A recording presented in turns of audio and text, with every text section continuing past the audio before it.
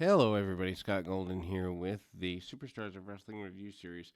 They've added about 8 or 9 new ones on the Peacock Network here on WWE on Peacock. And so that means we get to foray back into that. We've got over 200 of these already. And this is the May 21st, 1994 edition of the program. And so we open up with Scott Hall in an enhancement match.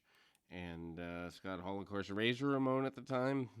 Most people would say that is his best run of the company, best time in the company was his Razor Ramon run.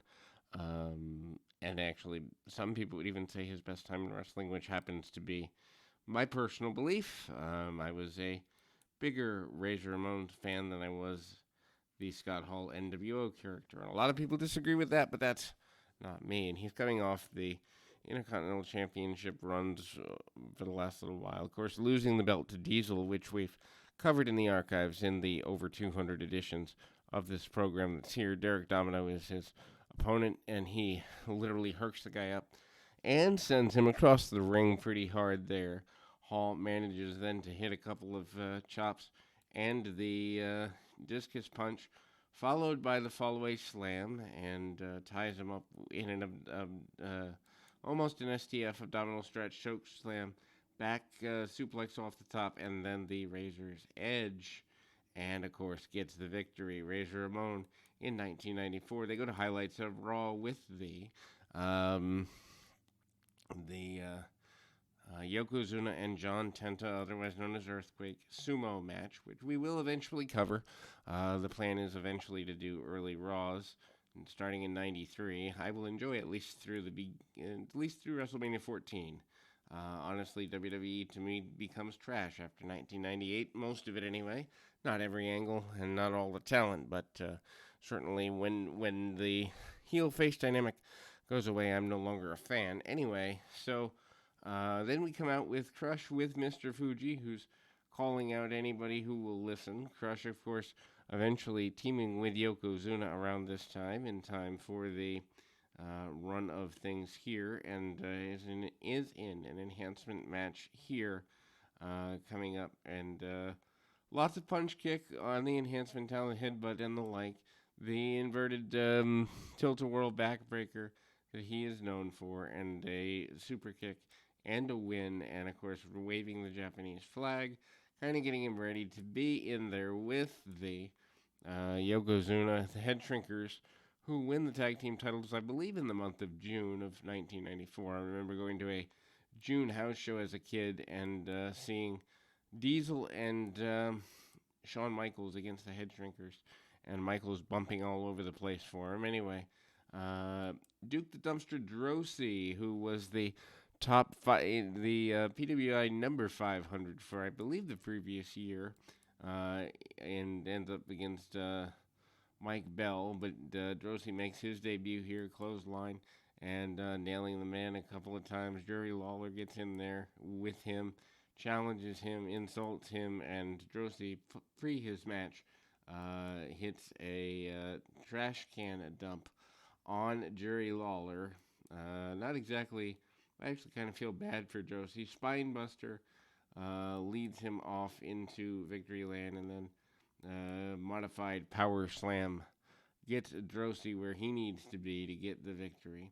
Then we go to a King of the Ring report, and again, Head Shrinkers, who are the tag team champions at this time, so they are tag team champions earlier than I thought, facing off against Yoko and Crush at the King of the Ring. Also hype for Diesel and Bret Hart. Diesel basically saying he is a one-man hit band, and he calls himself an enigma. Bret Hart says you have nothing to lose because Diesel's Intercontinental title not on the line, but the World Championship that Bret Hart holds is on the line. Also, one of the worst matches in the history, King of the Ring, Roddy Piper and Jerry Lawler, donations to the Children's Hospital.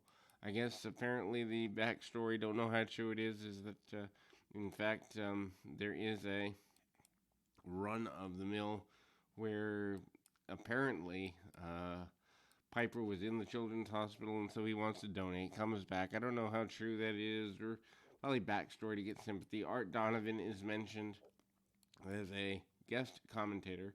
Again, if you've never heard the King of the Ring 1994, and there's a good number of people out there that haven't, because there's, I'm sure, young people that listen to this.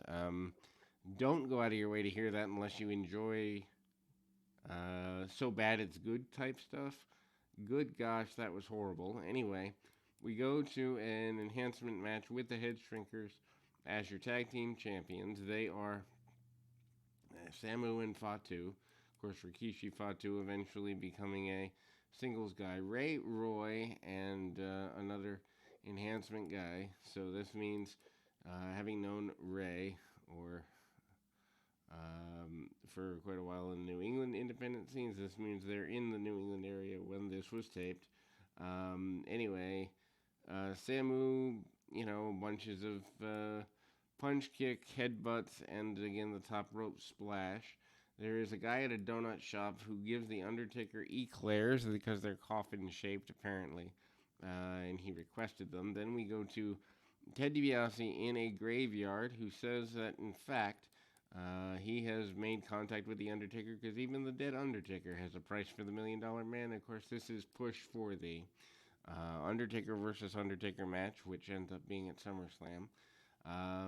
Actually, I like the 5 pay-per-view a year. That should be, to me, the maximum number of pay-per-views a year. Should maybe be 6 if you can pull it off one every 2 months. But the whole monthly special thing is just overkill, especially in what is now a dead wrestling market. Most of the talent aren't ready to be paid to be seen outside of a small ticket price unless you have had national television run. Anyway, Jeff Jarrett comes out and he is in a King of the Ring qualifying match with Lex Luger.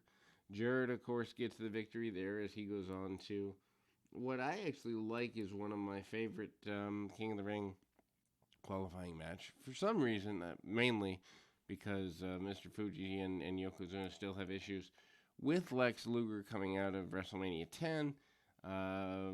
Jarrett is seconded by Fuji. Basically, the whole match is a bunch of stalling. Jarrett doing basic Memphis wrestling. Doesn't want to get hit, doesn't want to get punched, doesn't want to get kicked. Luger around with a couple of clotheslines, and then actually a rather athletic crossbody. Not that Luger can't be athletic, but just weird to see Luger doing moves that you don't expect him to do. Around 1994, my favorite time with Luger was 89 through 91. I love the Ron Simmons feud in WCW. But anyway, Jarrett stays on the arm for a couple of minutes there. Jarrett's on the top rope and manages to get military press slammed overhead. Fuji is less than satisfied with what Jarrett is doing on the inside of the ring and doesn't really make it known, but you can see, he's kind of hanging out with the Japanese flag and kind of Jarrett with a cutoff. What's amazing is they're getting a reaction here in 1994 in one of the most basic matches, and I think we've really killed our business in a lot of ways with all the video game style high spots that are there. And so then we see, in current day that is, so then we see Crush do a run-in. He takes out Lex Luger, and that leads to a count-out, also brawl between Crush and Luger. And then there is a kind of an event center style promo where Jim Cornette basically says that Crush and Yokozuna are going to take home the tag team championships at the pay-per-view. Also at close, the 1-2-3 Kid and Adam Bomb will be facing off on Superstars next week. Much better match than Luger and Jarrett, by the way. For another spot in the King of the Ring qualifier, or in the King of the Ring, and it is a qualifying match. We'll be back with more right after this.